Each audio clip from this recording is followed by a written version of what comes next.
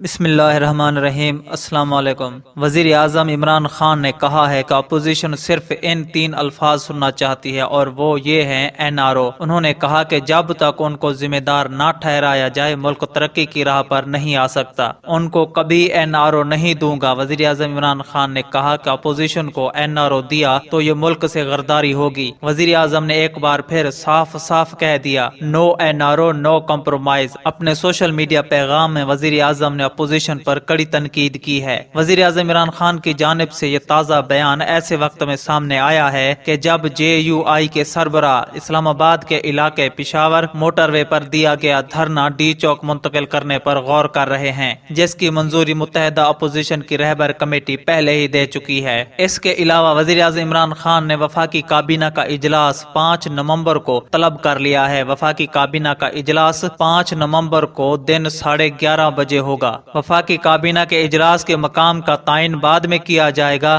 وفاقی کابینہ آزادی مارچ سے نمٹنے کے اقدامات کا جائزہ لے گی۔ وفاقی کابینہ ملک میں امن و امان کی صورتحال کا بھی جائزہ لے گی۔ وفاقی کابینہ ملک کی مجموعی سیاسی صورتحال پر بھی غور کرے گی۔ تو ناظرین، آپ کا اس بارے میں کیا خیال ہے؟ نیچے کمنٹ باکس میں اپنی قیمتی رائے کا اظہار ضرور کریں۔ اللہ حافظ۔